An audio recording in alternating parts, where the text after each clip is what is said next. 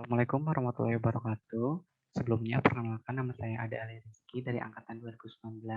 Di sini saya mau bahas bank soal UTS, mata kuliah akuntansi keuangan menengah 1, yang mana pada bank soal tersebut ada dua kategori, yaitu yang bersifat teori dengan perhitungan. Mungkin yang pertama saya mau bahas yang teorinya dulu di pelaporan keuangan dan standar akuntansi.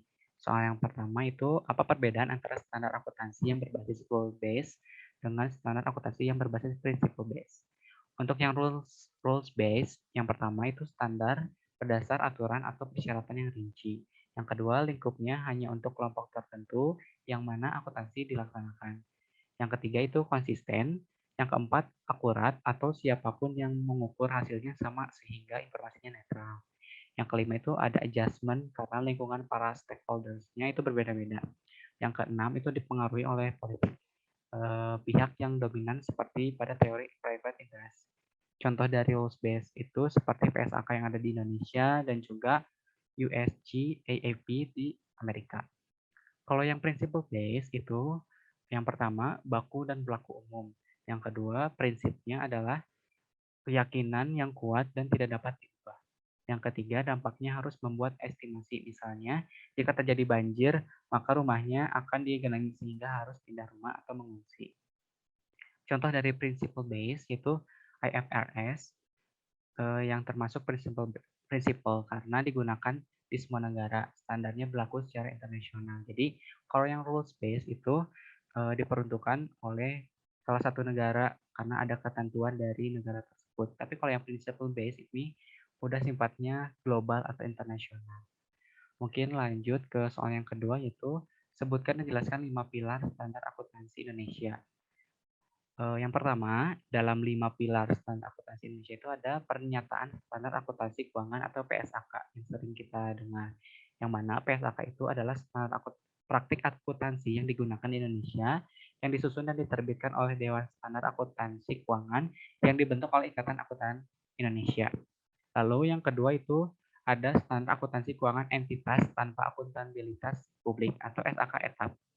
Kalau SAK etap itu dimaksudkan untuk digunakan oleh entitas tanpa akuntabilitas publik, yaitu entitas yang tidak memiliki akuntabilitas publik signifikan dan menerbitkan laporan keuangan untuk tujuan umum bagi pengguna eksternal.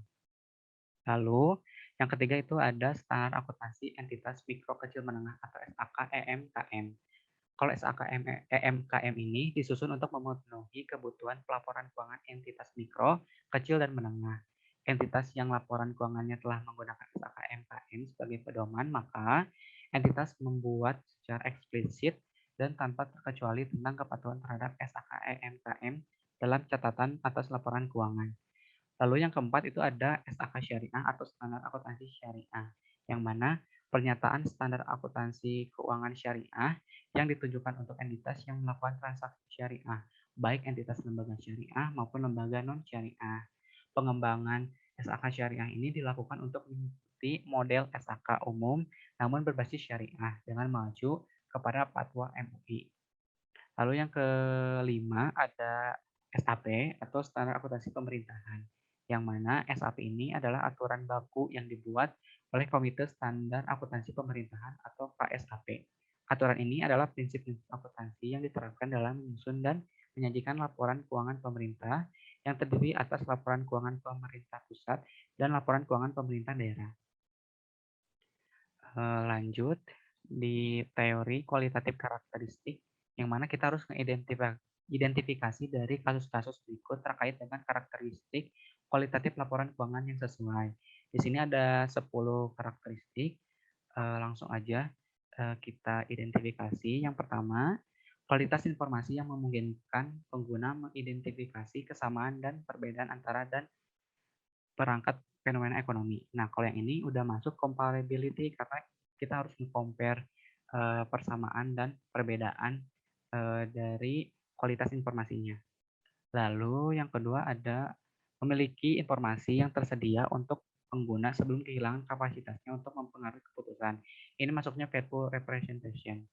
Lalu yang ketiga, ini informasi tentang fenomena ekonomi yang berharga sebagai input untuk proses yang digunakan oleh penyedia modal untuk membentuk harapan mereka tentang masa depan. Ini masuknya predictive value. Kalau yang keempat itu informasi yang mampu membuat perbedaan dalam pembuatan keputusan pengguna dalam kapasitasnya sebagai penyedia modal.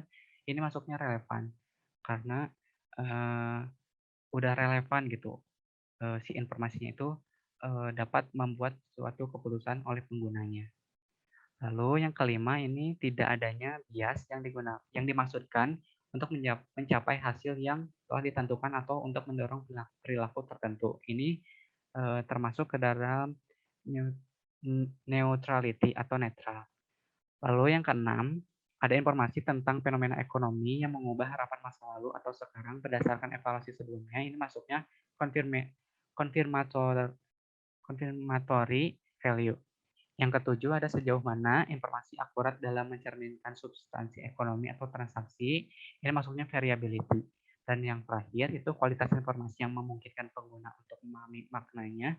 Ini termasuk understandability. Mungkin teman-teman bisa baca-baca lagi tentang karakteristik kualitatif laporan keuangan karena di sini aku sendiri langsung identifikasi, nggak ada pembahasan masing-masing karakteristiknya. Mungkin dari teman-teman boleh baca lagi tentang materi karakteristik kualitatif laporan keuangan. Mungkin langsung aja ke teori yang ketiga, itu statement of financial position, yang dimana kita harus ngebuat laporan posisi keuangan dengan diklasifikasikan dengan bentuk yang benar. Di sini ada akun-akun dari statement of financial position, jadi kita langsung bikin aja si laporan posisi keuangannya sesuai dengan akun-akun yang ada di sini, yang ada di soal. Kita langsung aja bikin statement of financial position-nya.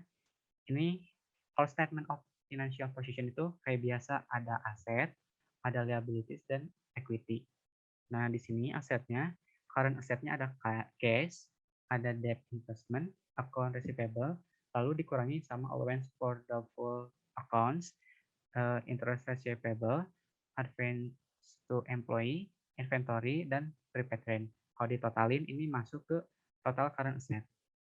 Lalu ada long term investment, ada bond sinking fund, cash surrender value of life insurance. Kalau kita totalin, kedua akun ini termasuk total long term investment. Lalu ada property, plant, and equipment, itu ada land, buildings, terus kita kurangi sama akun accumulated depreciation building, terus ada equipment, kita kurangin lagi dengan accumulated depreciation equipment. Kita totalin, ini masuk property, plant, and equipment. Terus ada intangible asset, itu ada copyrights sama patents. Kita totalin, ini masuk ke intangible asset. Nah, total assetnya itu adalah penjumlahan dari total current asset, total long term investment, total property, plant, and equipment, sama total intangible asset. Itu ditotalin jadi totalnya aset. Nah, kita hitung juga nih si liabilities and equities-nya, atau kita bikin laporan keuangannya. Karena di soalnya nggak ada angkanya, jadi kita bikin si laporan keuangannya aja. Kalau di liabilities and equity, ada current liabilities dulu. Kita identifikasi si bagian liabilities, yaitu ada current liabilities, yang mana ada note payable, payroll tax payable, salaries and wage payable, ada unearned subscription, terus dividend payable, kita totalin jadi total current liabilities. Terus ada long term debt, yaitu ada bonds payable, terus dijumlah sama premium on bonds payable, sama pension liability. Kita totalin jadi total long term liabilities. Nah, total liabilities-nya itu penjumlahan dari total current liabilities dan total long term liabilities. Lalu kita masuk ke equity atau stockholder equity, yang mana ada capital stock, kita ada common stock sama preferred stock. Terus ada penjumlahan paid in capital, yaitu paid in capital in excess of par. Kita totalin jadi paid in capital. Terus ada returned earning, yaitu kita totalin jadi total paid in capital and revenue earning. Retained earning. Terus dikurangi treasury stock dan non-controlling interest. Kita jumlahkan dari sini sampai sini, jadi total stockholder equity. Nah, kita jumlahin lagi liability sama stockholder equity-nya. Nah, total asset dan total liabilities and stockholder equity itu harus balance. Kalau seandainya nggak balance berarti laporan keuangannya masih ada yang direvisi kayak gitu. Jadi teman-teman sambil dilihat lagi aja soal yang ini, lalu identifikasi sama statement of financial position atau laporan keuangannya yang ini.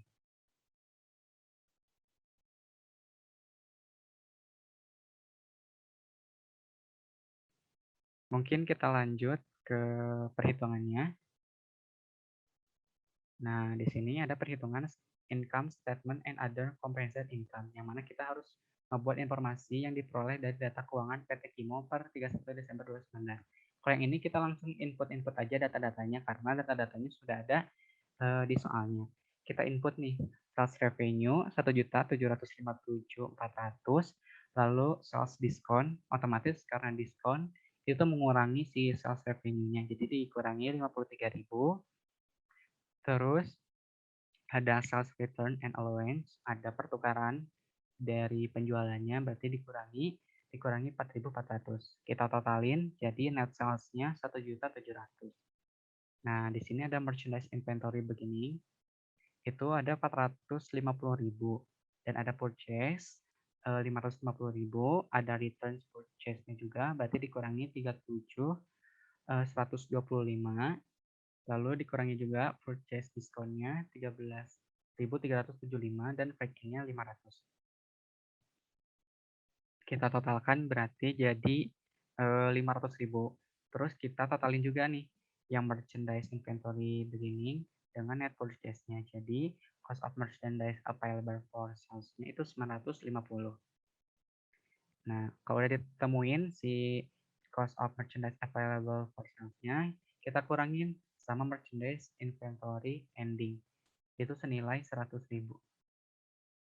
Di sini ya, teman-teman, 100.000.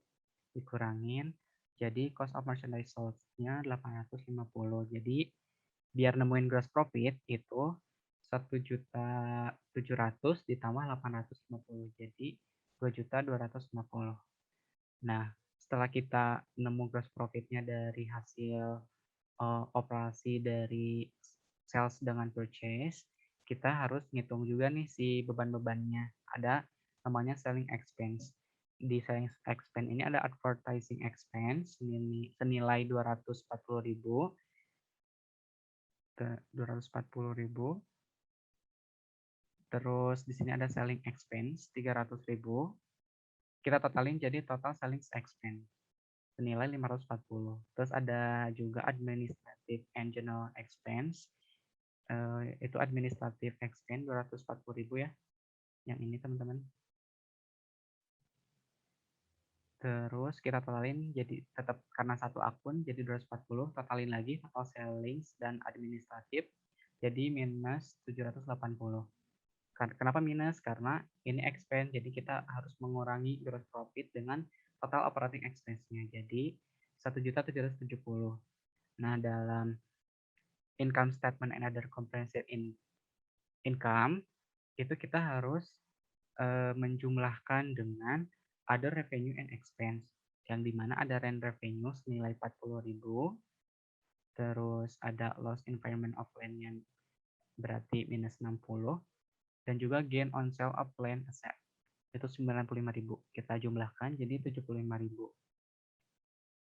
Nah, kita dijumlahkan 1.770 dengan 75.000, hasilnya 1.845 untuk net operating income from continuing over before interest and tax. Dikarenakan di soalnya itu nggak ada interest, otomatis net operating income from continuing over before tax-nya itu 1.845.000. Nah, di sini kita jumlahkan juga dengan applicable income tax reduction senilai 25.500 dengan income tax-nya juga itu minus 119.000. Kita jumlahkan hasilnya 1.751.500 untuk net income from continuing operation. Nah, ini yang tadi kenapa sih income tax-nya minus? Karena ini tax atau pajak itu mengurangi kalau pajak. Jadi dikurangi 119.000. Nah, langsung ada discounted operation yang dimana ada loss on discounted operation senilai 75.000. Berarti dikurangi dong karena loss on discounted operation kita kurangi jadi 1.676.500 untuk net income-nya. Nah, ini belum beres ya teman-teman karena kita harus mengetahui nih net comprehensive income-nya berapa. Kalau biasanya teman-teman di laporan laba rugi itu sampai net income aja. Nah, itu belum beres kalau untuk yang income statement and other comprehensive income-nya. Berarti kita harus menjumlahkan dengan unrealized holding gain senilai 15.000. Kita jumlahkan, jadi net comprehensive income-nya itu 1.691.500. Nah, mungkin mohon maaf kalau soalnya dari aku jadi agak cepat ya teman-teman ngejelasinnya. Mungkin teman-teman sambil dilihat lagi aja di soal yang ini dan disinkronkan dengan hasil jawaban dari aku yang ini. Mungkin cukup sekian dari saya. Mohon maaf apabila ada kesalahan atau kurang dipahami dalam pembahasan bang soal ini. Mungkin selebihnya boleh kontak aku aja untuk penjelasan lebih lanjutnya, lebih detailnya. Mungkin dicukupkan aja teman-teman. Makasih yang udah mendengarkan. Selamat untuk ujian tengah semesternya. Semoga lancar. Wabillahi taufiq wal hidayah. Wassalamualaikum warahmatullahi wabarakatuh.